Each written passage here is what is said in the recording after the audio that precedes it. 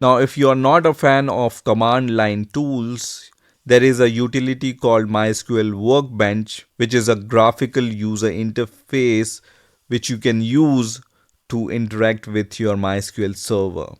So let's try to download it, and then we will connect to our MySQL server using this MySQL Workbench GUI editor, right? So for that, once again, you can search for MySQL on your favorite browser, and the first result you will see here will be from mysql.com. So we are going to click on this link and then go to the downloads, scroll down a little, and then click on MySQL Community GPL downloads. And this time we are going to choose the MySQL Workbench option. So just select this option which says MySQL Workbench. And then for the Apple Silicon chip, we are going to select this option which says macOS ARM 64-bit DMG file. So just click on this download button in front of it. And then if you don't want to log in or sign up with your Oracle account, then just click on no thanks, just start the download, which is going to start the download of this MySQL Workbench DMG file. And once this DMG file is downloaded, just click on this DMG file, and let's minimize this browser. And what you need to do is you just need to drag this MySQL Workbench application into your applications folder. So just press Command key and then drag and drop this MySQL Workbench icon into the applications folders, right? So once that is done, we will be able to open MySQL Workbench our system. So the copy is done, and we can close this window for now.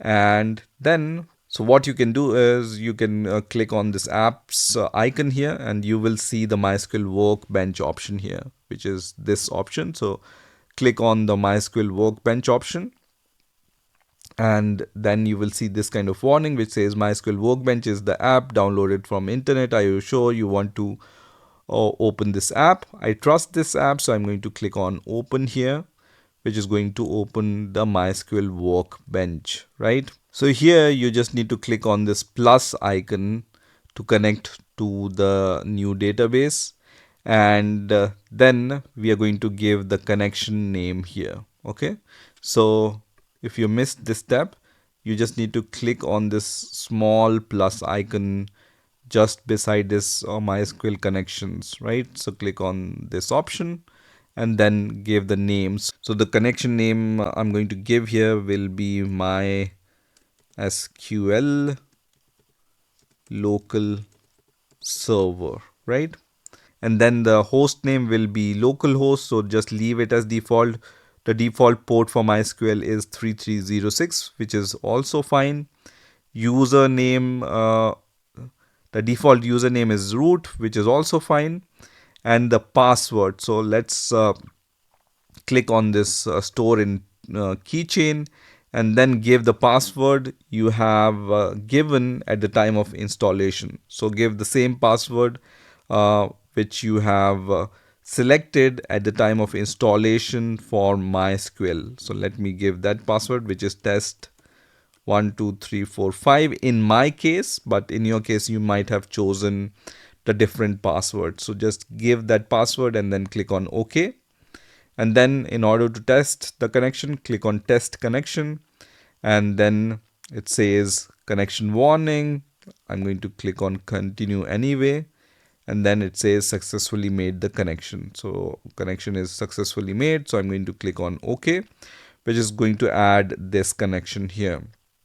So I'm going to click on MySQL local server option, which I have done, and then click on continue anyway, and I will see this kind of interface. So here I will be able to see the server status, and it says server is running, and then I can also see how many client connections are connected to it, and then users and privileges. So we are connected via this root user, right? Status and system variables are available, and then we have the option to export the data and then import the data using these options, right? We also have the instances, so we can stop the server from here itself, and then server logs are available, and then option files are also available. So this is for administration.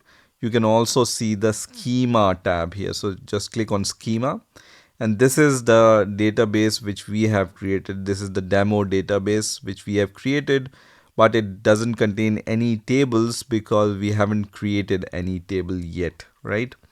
So when you right click on this table option and then click on create table, you can create a new table. So here you can write, for example, users table. I want to create a users table, and then from here I can also add the columns for my users table. So id column is automatically added. So let's say the second column I want to add here is name, which is varchar 45, which is fine. And then I'm going to add age here, which will be int in my case. So let me change this data type to int, and then you can add some more information, right? So for now I just want to add these three columns, and the id user is the primary key option, right? So you can check this, and once you are happy you can click on apply option here. So let me click on apply, and then it's going to give you this command, which is the same SQL command which you will run in the terminal to create a table, right? So this will help you to design your table using this graphical user interface, but in the background it's going to run the same SQL commands, right? Click on apply here, and this table is created. And now I can see this users table here, which have all these columns. So ID users, name and age. So when you click on this table icon here, so this is this small table icon, you will be able to see the content of that table. So for now we don't have any row here, so you can run the insert data command to insert data into your table, and then you will see the data inside your table. So this is how you can use this MySQL Workbench to interact with your MySQL server and create databases or insert data into your tables, and then view all the data which you have on your MySQL server, right? So this is how you can install MySQL Workbench on your Mac operating system. So I hope you've enjoyed this video, and I will see you in the next video.